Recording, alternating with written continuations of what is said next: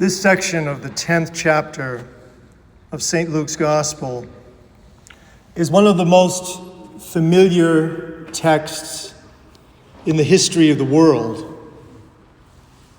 People who have never been baptized, have never been in church, who have no idea what the Eucharist is, know this story throughout the generations since Christ first told it. Years ago, the bishop of the Diocese of Rhode Island, a great woman, at the end of her first year in service to the people of that diocese, announced that she was going on vacation. But instead, she took out the most worn clothing and shoes that she had, walked out the front door of her house, and lived homeless on the streets of Providence and other cities of the state over which she was bishop in service for the next month.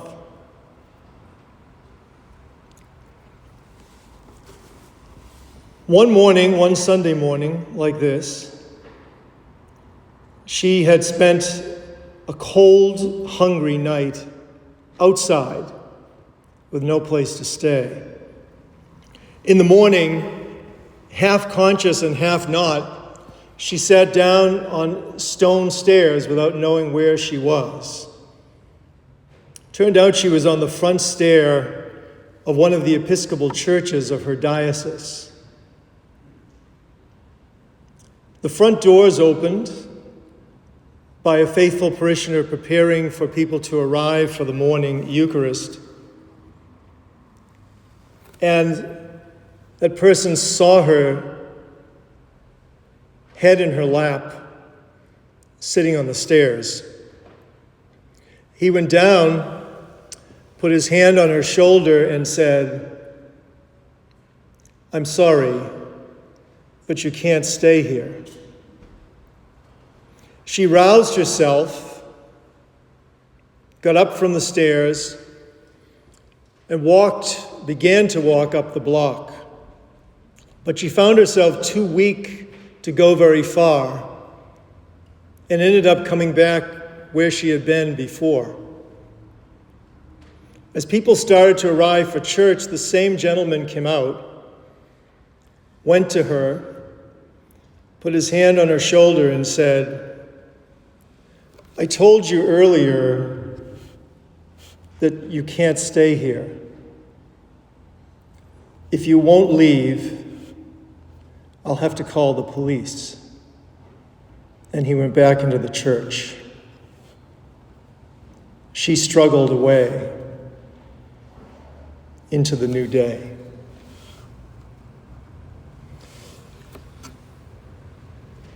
The story that Jesus tells the teacher of the law who challenged him all those years ago, which we call the parable of the Good Samaritan, insists that it is our responsibility to make sure that our eyes are entirely open, always and everywhere, to actually see the people who come before us. Whether they be people who are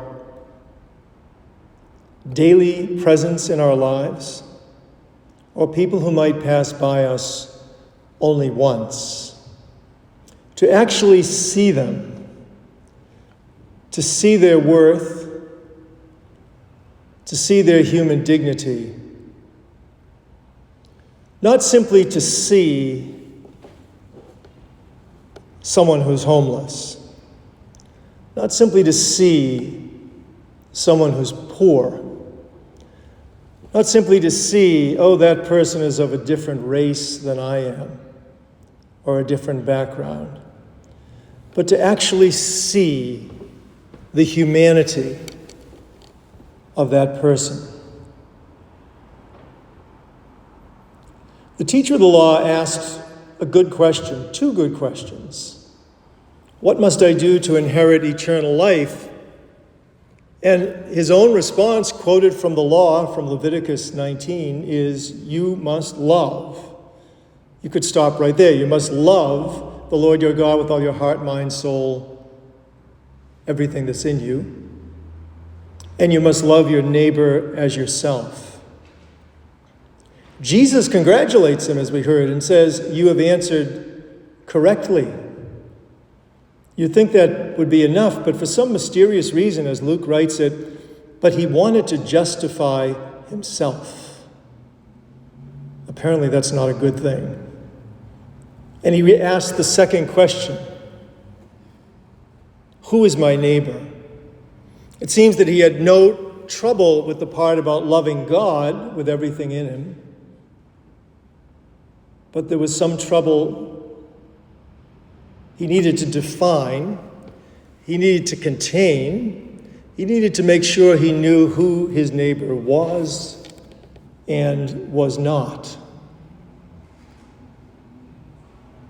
Michael Himes, a priest of the Diocese of Brooklyn who taught at Boston College, who I knew there from 1993 until his death last month, talks in what was recorded as his last lecture, talks about the command of Jesus that's not a command, as Michael told us. He talks about Jesus' words, anyone who seeks to keep his own life will lose it. But she who generously gives away her life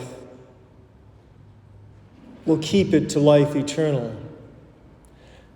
And Michael said he used to think of that as precisely a command, Jesus saying, this is what you must do. But he came to realize much later that it's not a command, it's a description of the way things are, of the way the Creator has made them to be. That if I want to grasp my life or any part of it to myself, to hold on to it with all my strength, inevitably I will lose it. But if in generosity of heart and spirit I live in such a way that I am open to give away everything up to and including myself, then I cannot lose it. Rather, my life is a gift that I will never lose. I think Jesus' parable this morning is of the same character. He is not commanding us. He is saying to us, if you want to live fully, if you want to live life, you must live in love. The parable he tells, the story he tells, puts in front of us a man on a dangerous road who's mugged and robbed and lying at the side of the road half dead. A priest and another church employee pass by on the other side.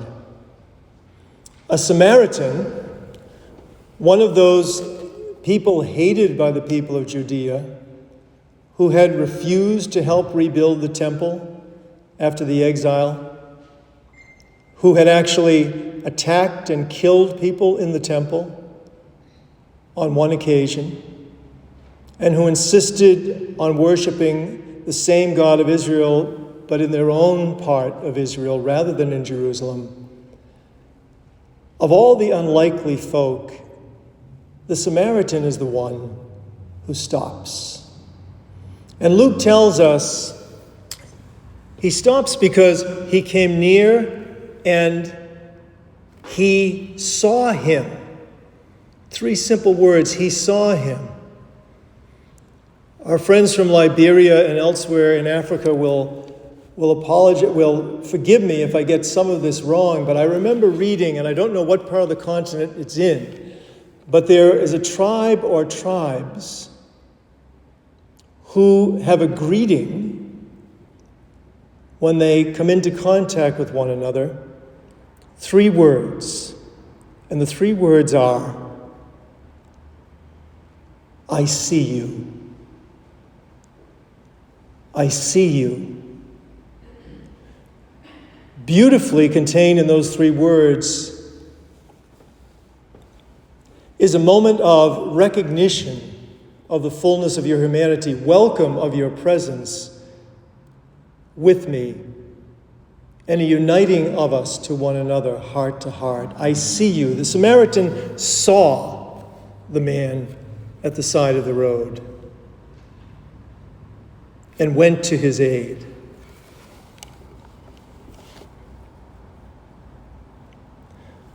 The night before Martin Luther King Jr. was assassinated, on the night of April 3rd, 1968, in his last public talk, the last paragraphs, he talks about the parable of the Good Samaritan. And he talks about those 3 figures of the priest, the Levite, and the Samaritan. And he says, don't be too angry at the priest and Levite for going by. They weren't bad people.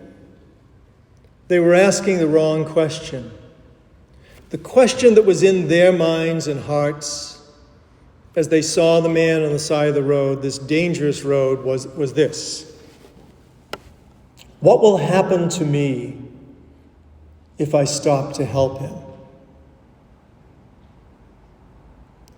When the Samaritan came upon him and saw him, the question in the Samaritan's mind and heart, according to Martin Luther King Jr., was this: what will happen to me and what will happen to him if I don't help him? That question, the right question, that moment and what followed, changed for a lifetime, solidified the best in that Samaritan we call good, and opened the possibility of community to form around him that never would have been, never would have come to be, never could have come to be afterwards. I want to say this as carefully as possible so as not to offend anyone, but through most of my years as a priest, many times on the day of a funeral, when someone stands from family or friends to talk about with appreciation and love, to commend their loved one to God, many, many times I've heard people say, his 2 great loves were his family and this church. And there's nothing wrong with either one of those. But what Jesus says in the parable this morning seems to indicate that we are called, brothers and sisters, over our entire lifetimes to be courageous enough to do the work by God's grace such that the circle of our love will continue to broaden and deepen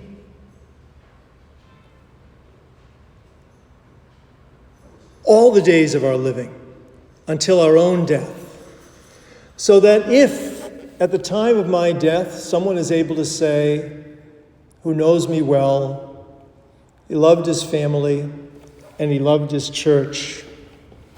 In terms of the parable of the Good Samaritan, in terms of the old law in Leviticus 19, in terms of the way Jesus loved and taught, That is a good start, but only the very first step.